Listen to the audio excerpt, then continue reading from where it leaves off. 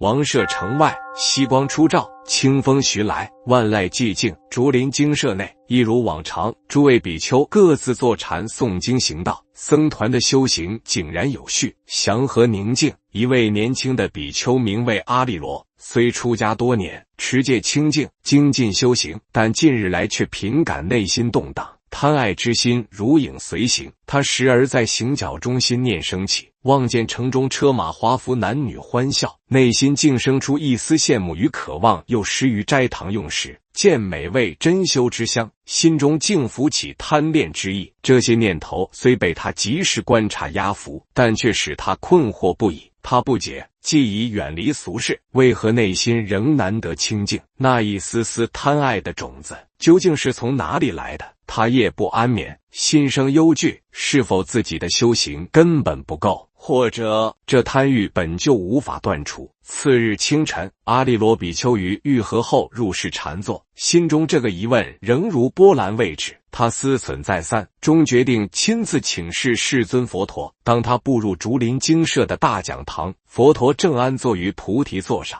慈眉微垂，正为诸比丘讲说法义。讲堂内众弟子闻法专注，气氛清净无染。阿利罗比丘整衣合掌，恭敬地行3拜礼后跪坐，轻声起问道：世尊，我有一事困惑难解，愿佛陀慈悲开示。佛陀抬眼望向他，微微一笑，示意他继续。阿利罗道：弟子已出家多年，远离家庭财富声色，过着清静的比丘生活，但我心中仍时有贪欲之念升起，或见衣食，或闻香声，心便随之起伏，虽极力抑制，却如风中火焰，欲熄未熄。我深感羞愧，不知这贪欲从何而来，又如何才能真正断除它？他说罢，低下头去，面露懊恼之色。佛陀静静地看着他，沉默片刻，然后语声柔和而坚定地说道：比丘，你问得很好，这正是修行之人应当深观之处。贪欲并不是你个人的错误，也不是因为你修得不够才会升起，它之所以存在，是因为它有条件、有因有缘而生。一切烦恼皆非凭空而起，它们如林中之花，有根有叶，有地有水，才得以绽放。佛陀停顿了一下，环视众比丘，现人人侧耳倾听，便续道：你们可曾听过我常说的那句法语：此有故彼有，此生故彼生，此无故彼无，此灭故彼灭。众比丘齐声答：喂，世尊。佛陀道：这就是缘起法，世间万法无一独立存在，皆因缘条件组合而成。你心中的贪欲，亦是因缘聚合之果，不是突然冒出，也不是永恒不变。若能了知其因，便能知其灭，此即是修行的正道。阿利罗疑惑地问：世尊，那贪欲之因是什么？弟子虽已离欲，为何还是会有爱者之心？佛陀微微点头，继续说道：比丘，你虽离外境，却未离内心的直取。贪欲生于爱，爱来自感受，而感受则来自于接触，即眼耳鼻舌身意接触色声香味触法。若心不解无常无我之理，便会执着美好之境，贪恋快乐之受，由此而生爱，由爱生取，由取生有，有则再生苦。佛陀语气安详，但字字珠玑，一切皆缘起。当你眼见色相，若以为那是真实美好，便升起贪欲；若能观察它只是短暂的变化的，心便不会被染着。他顿了一下，又说：贪欲之根，实是无明，不了解事物的真相。若能明白一切法皆无常，皆缘起，皆空无自性，则贪欲无所依，便自然止息。这时阿利罗心头如拨云见日，他低头合掌，深深一拜，道：世尊，弟子明白了。贪欲非我所造，而是因为我未见真相，执着感受，以为快乐是实在的，才会贪着不舍。佛陀慈悲的点头：比丘，正是如此。下一步便是深修观照，学习如何从缘起中觉悟无常空性与无我之理，才能真正远离贪爱，走向解脱。佛陀见阿利罗比丘虚心请法，慈悲地说道：世间人多以为我贪是因为我心不好，是因为我烦恼深重，是因为我意志不坚。其实不然，贪不是无端升起的，它有其因有其源。若你真想断除贪欲，必须先了解它从哪里来。这就是我今日要为你们讲的缘起之法。佛陀缓缓坐直身子，声音稳定而清晰，道：我说，若此有，则彼有此生，故彼生；若此无，则彼无此灭，故彼灭。这八字便是我悟道之后最初所证之理，亦是解脱之道的总纲。阿利罗恭敬问道：世尊，弟子愿闻缘起之法，请世尊为我等详细解说。贪欲如何从此有而生？佛陀微微一笑，道：好，你且静心听我说。凡夫之人常被一事所困，不知自己为何痛苦，亦不知痛苦从何而来，只知一味追求乐境，一味逃避苦境，然不知这贪爱之心正是苦的根本。你可知我所说的12因缘？佛陀问。阿利罗点头道：弟子略知其名，尚未深解其意。佛陀便说道：好，那我今日就为你们详细开示。佛陀右手轻轻一摆，指向空中，旁浮在描绘一条环环相扣的链条，说道：无名缘行，行缘识，识缘名色，名色缘六入，六入缘触，触缘受，受缘爱，爱缘取，取缘有，有缘生，生缘老死，忧悲苦恼。说罢，佛陀停顿片刻，然后慢慢解释道：这一切的起点来自于无明。无明是什么？就是不明白世间的真相，不明白一切法是无常的，不明白身心是无我的，不明白苦的本质与生死的轮回。因此，人在无明中造作，便生起后续的一切烦恼与痛苦。一如黑夜行路之人，不知前方是沟是崖，只能凭本能行走，走一步跌一步。凡夫在无明中生活也是一样，不知真理，不见真相，只能凭欲望行事，越走越苦。阿利罗静静地听着，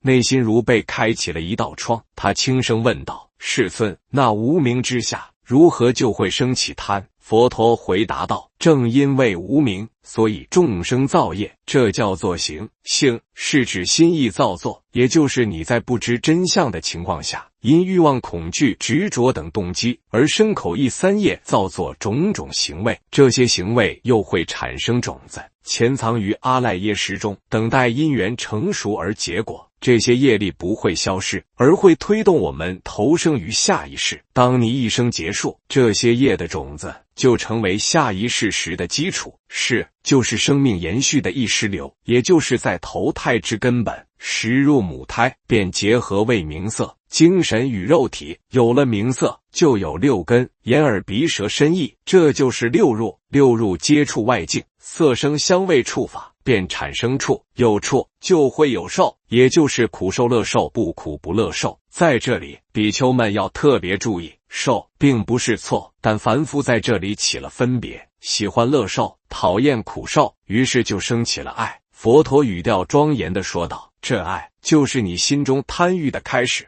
你说你见到食物升起贪念，见到城中欢乐景象心动，那正是乐受生爱。你爱那感觉，你不想失去它，你希望更多更久更满足，这就叫爱。因为爱，所以会去执取，这就是取。爱是渴望，取是抓住不放，有了取便造作有，也就是造下新一轮的业力。此业重，推动你在三界六道之中继续轮转，最终导致生老死，乃至忧悲苦恼。阿利罗听至此，脸上现出震撼之色，轻声问道：世尊，弟子明白了。贪欲原来不是外界的事物引起，而是我的心对感受产生了执着。那么弟子该如何断这贪爱？佛陀点点头，问得好。既然贪爱从受而来，我们便应学习观受无常。观一切感受无非是原生的假象。你在禅修中感觉快乐，不要贪感觉苦痛，也不要排斥，只是如实关照。这是身体的反应，这是心的反应，他们来了会去，不可得不可执，这就是四念处中观受，是苦的修法。佛陀接着又说：若你能进一步观察，爱是因受而生受，是因触而生触，是因六入来自名色，你便能逆观12因缘，一步步地反观，直到源头无明。若你破了无明，则一切因缘皆断。这就是我说的缘起还灭之道。顺观、轮回、逆观、解脱。佛陀现众比丘深陷思索，便举一譬喻说道：众生如蜜蜂恋花蜜，不知花中亦藏毒。眼见美色，耳闻美声，舌尝美味，贪着不已，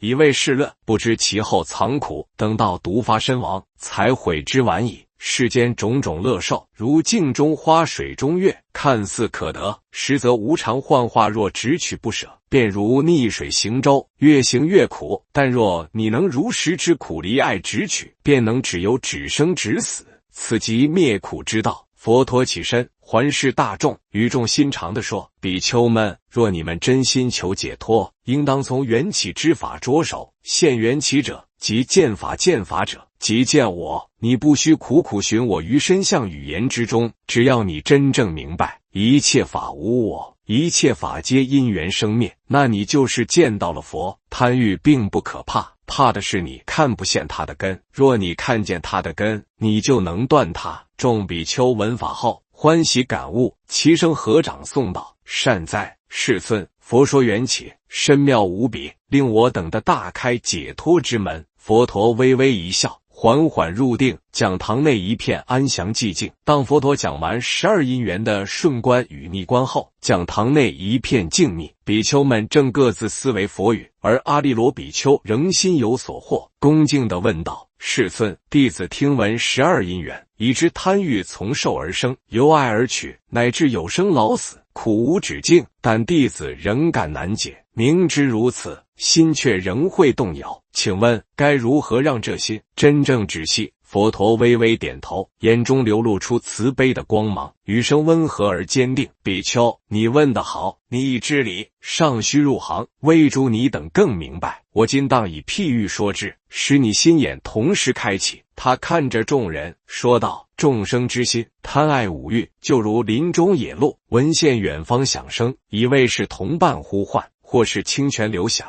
便心生欢喜，奔跑而去。那正是猎人布下的网与陷阱。鹿因为一念喜爱之心，不加审查，最终命丧网中。佛陀语重心长地说道：比丘啊，人心也是如此。耳闻美声，目见美色，身处柔软，舌尝美味，便生喜爱，只取不放，如鹿逐生。贪念让人不察危险，最终坠入苦海，这就是贪欲之害。阿利罗闻言，轻轻低头，喃喃自语：原来心动那一念，便是苦的根源。佛陀续说道：贪爱之心，犹如烈火，凡夫之人不明此理，日日为欲所牵，引火自焚，却仍不知。你们可见那林中野火，若无柴心，火焰不起；若有枯木未燃，则欲烧欲旺，焚尽山林。贪欲亦然，眼对色相，若起执着，便如火得柴；耳对声音，若生喜爱，便是天心助火。身心在此烧灼之中，不但不得自在，反而受尽煎熬。这便是五欲之火，焚身焚心。比丘们闻言，有人默然，有人低声诵念：一切有为法，如梦幻泡影。佛陀见状，又补充道：若能直直，即无火源；心如止水，无风不起波，无心不燃火。比丘们要学习观境无常，观心无我，便能灭火于未起之时。阿利罗抬起头来，诚心问道：世尊，那弟子该如何修习这观察之法？如何不被贪爱迷惑？佛陀道：比丘，你问的真切。若要止息贪爱，须从正观下手。我已说过，贪从爱起，爱从受生，你便要修习四念处，特别是观受是苦。当你感觉乐受时，不去追求感苦受时，不去逃避，只观其未受，非我非常非是，观其升起变化灭去，无亦能主，无亦能久，久而久之，心不着受，爱自不生。再修观法无我，见一切境界皆因缘和合，非我所能掌控。此身非我，此心非我，此境非我。贪从我而起，若见无我，贪即无一。佛陀又说，若能更进一层，当行八正道。正见让你明白贪爱之根正思维，让你不随妄想起舞，正语正业正命，令你远离染净正精进正念正定，令你住于正道。这八正道如舟，可载你渡生死苦海如梯，可引你上解脱彼岸。佛陀首先说，我教你们四念处，便是断除烦恼，包括贪爱的根本修行。他一一开示。第一，观身不净。人之所以贪色贪爱自身，是因为对身体升起错误看法。你们要观身不净，知其由发肤血骨组成，那藏粪尿脓血，无一可爱。如观牛骨死人，便能知色身无常无净。第二，观受是苦。当你感受到快乐，就会贪恋；感到痛苦，就会抗拒。你要训练自己，无论是乐受苦受，不苦不乐受，都只是感受，不应生贪，不应生嗔，这些都是短暂的现象，不可靠。第三，观心无常。你们心念如风，如河水，转瞬即变。今欲明净，明日沉染金杯，明喜。既然此心都不真实不恒常，那你又何必执着其一时的感觉？第四，观法无我。一切法，你的身心念头世界，皆是缘起所生，无一能由你掌控。若你能见无我，便无处可贪，因贪是我爱生起的。如今无我可知，贪便如空中楼阁，立刻崩塌。佛陀又说，比丘，若想令心止息贪欲，须修习止观双运。阿利罗问道，世尊，止与观有何不同？又如何并行？佛陀回答，止，令你心定观，令你慧生。止如使马停立，观如看清前路。若只有止，虽暂不动，但不见真理。若只有观，心如猿猴，难以深入。二者相依，如双翼之鸟。你们打坐之时，专注于呼吸身体动态，让心安住，这是指当心不动之时，观察心念生灭、情绪起伏、境界变化，这是观。从观中生智慧，智慧便能断贪。佛陀语调转为庄严，说道，若你们仍觉贪欲难除，还有一法能猛力断除妄想与贪爱，那就是念死法。众比丘闻之侧目。阿利罗低声问道，世尊，念死难道不是令人恐惧的事？如何能助人离欲？佛陀摇头道，非也。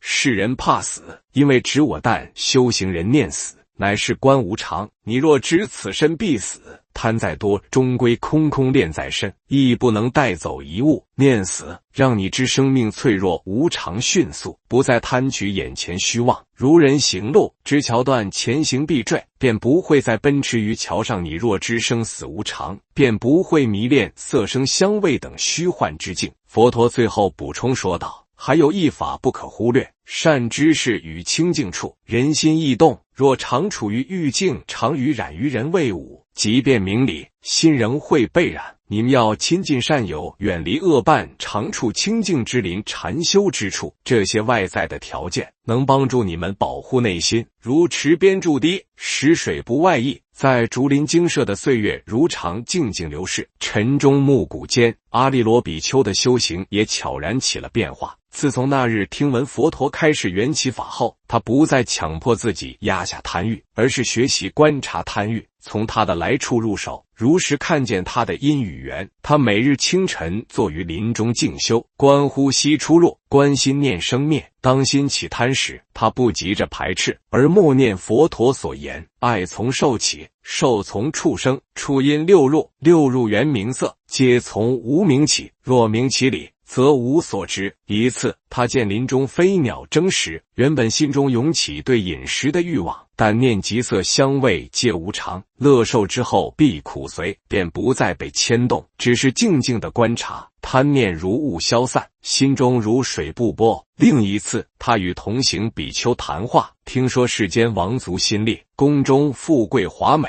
声色齐备，许多旧时仍沉迷其中。过去的他或许心会浮动，怀疑是否修行，错失人生享乐。但这一次，他内心升起的不是羡慕，而是一股深切的悲悯。他知道，那看似欢乐的外象，其实只是爱取有的火焰。内心若无绝照，终究走向老死忧悲苦恼。他开始真切理解佛陀所说的那句话：若见缘起，则见法；若现法，则见我。缘起不只是理论，而是活在日常生活中的智慧。当你见到一切贪念起时，能当下溯源现其因缘，不为所动，那你就是在见缘起。当你见缘起的同时，你已不再是凡夫随业漂流，而是在法中安住。渐渐的，阿利罗的心静如止水，不再为色声香味而起波澜。即便有时念头起伏，他也不惊不惧，只如实关照，这是心在动，心非我，我不直取。于是念头自起自灭，心静如镜不染尘。他开始能深入禅定，并在定中关照五蕴皆空，见色即是空，受想行识亦复如是，心中无贪，行亦无染，进出村落化缘，亦如入无人之境，不着一物，不取一尘。许多年轻比丘看见他从浮动到安定，从烦恼中生出智慧，便前来请益。他也常诵佛语开示：贪爱是苦之因，缘起是法之路，关照是行之门，无我是解脱的钥匙。某日清晨，佛陀再次在精舍为弟子说法，众比丘云集。阿利罗比丘端坐在僧众之中，眼神清明，神态安稳。佛陀望着众弟子，语重心长地说道：比丘们，世间之人以为贪得越多，爱得越甚，就越幸福。但我说，爱的本身若无智慧引导，便是苦的开始。你们要从贪欲的因缘中见到真相，不是断爱而苦，而是因为执着错爱，才生无尽烦恼。若能观一切受为无常，一切境为虚幻，一切心为非我，便无爱可执，无贪可生。这不是冷漠，也不是绝情，而是一种深度的自由与清明，是超越了苦乐对待的寂静之乐。你们若能在一切色声香味中如实观，则不被染；若能于一切念头起灭中觉之观，则不被缠。这样地心，名为清净心；这样的行，名为解脱行；这样的法，名为佛陀所证之正道。佛陀慈悲开示，弟子恭敬受持，缘起法门如月映清流，照见世间真相，对治贪欲，如剑斩丝缚，解开生死绳索。故事的最后，阿利罗比丘已不再疑惑贪从何来，而是安住于对法的见解与实修。他的心如同晨曦照竹林，不再昏暗；他的行如泉水潺潺，不再迷途。他深知，只要明白缘起，照见无常，舍离我执，贪爱便无处可生。这就是佛陀给予弟子的真正回答，也是一切众生得解脱的共同之路。